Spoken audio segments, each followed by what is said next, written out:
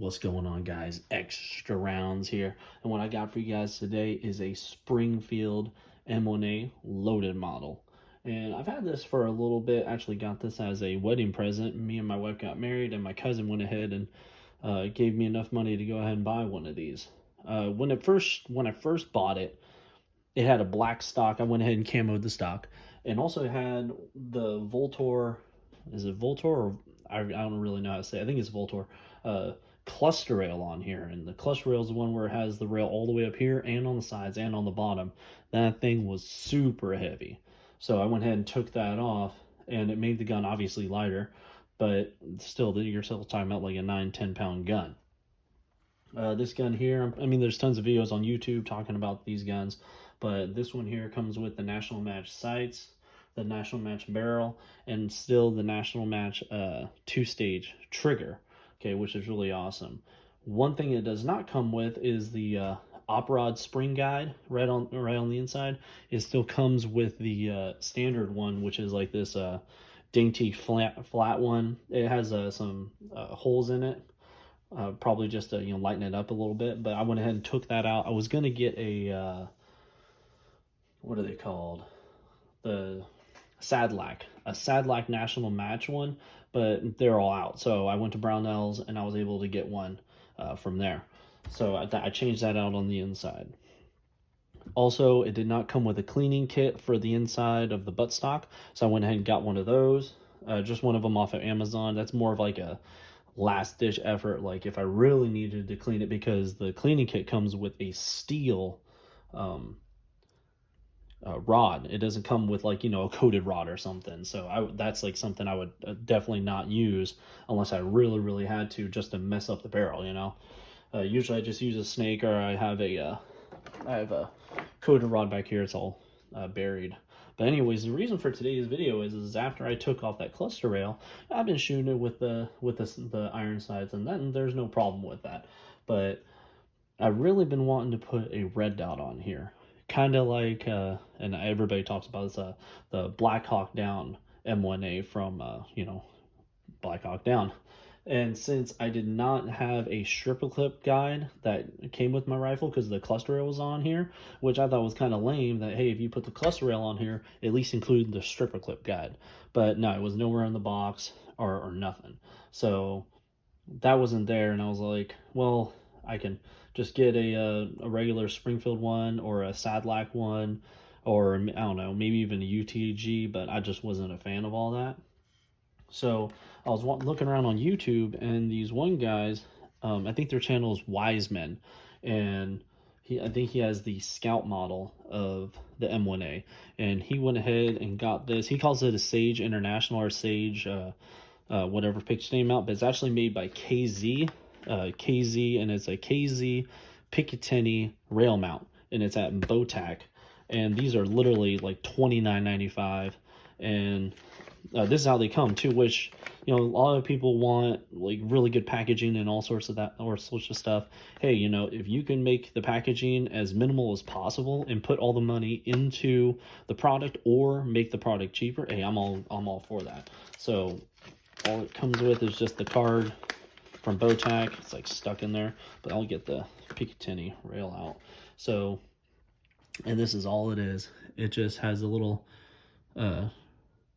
dovetail to go into your stripper clip guide, and then you actually have to file this down, so this doesn't come pre-did. And then also it has a little set screw right there, you can see it right there, that winds down into your roll pin notch that's in here. I think there's a little nub on the end of it in here, but yeah, you file it down, you make sure it fits, because I can't even put this on here, I don't think. This is my first time taking it out.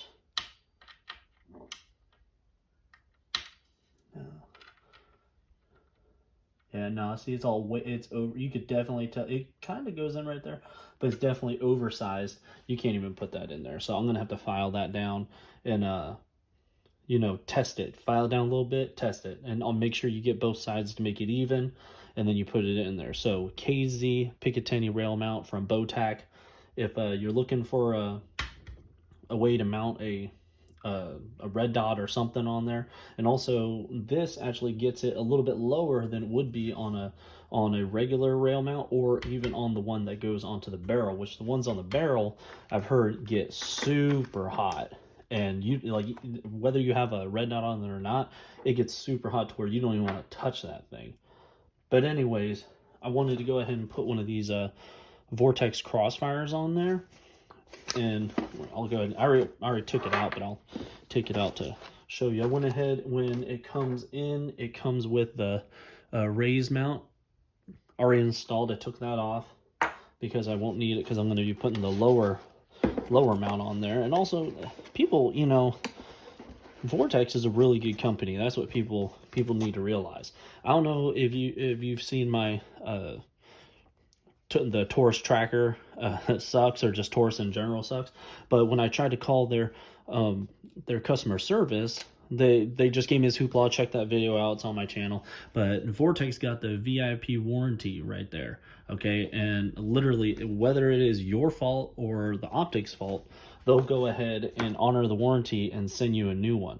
My Vortex AR, the battery compartment, I change the battery every year. Not like I use it all the time, but I change it every year. And one day I realized that it was all corroded on the inside. I don't know, maybe some water got in there or something. Called Vortex up, they sent me a box and a label to send it in, and then I sent it in, and literally 2 days later I got a brand new Spark AR. So I was like, oh well, can't beat that. But this right here is the Vortex Crossfire.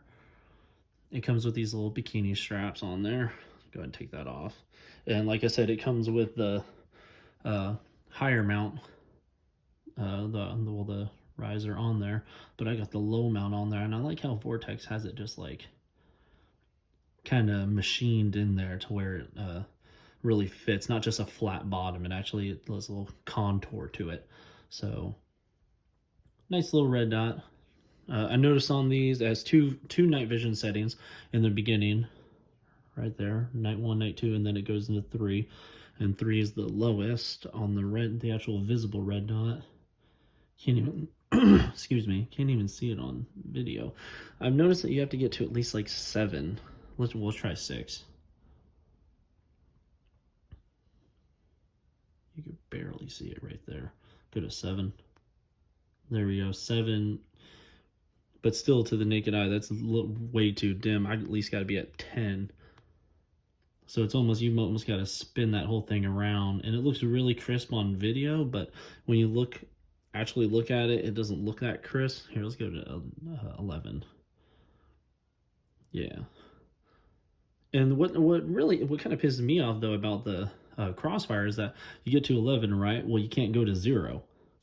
So if I'm on 0, I can't just, boom, quickly go to 11, and then there you go.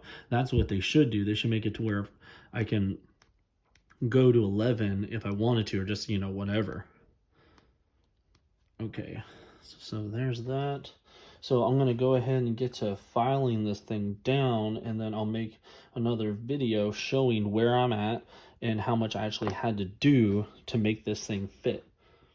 And then I'll give you a look on what it looks like just with this, and then with the Vortex, and then I'll try to get the iron sights in the thing, because a lot of people say that once you put this on and then you put the red dot on there, it kind of gives the iron sights like a lower 1/3 or something. So let me go ahead and do that, and then I'll post another video showing exactly what happened and where I'm at, and you know, my take on putting this onto my rifle. All right, that's all I got for you guys right now. I'll get you back in on this and exactly what's going on.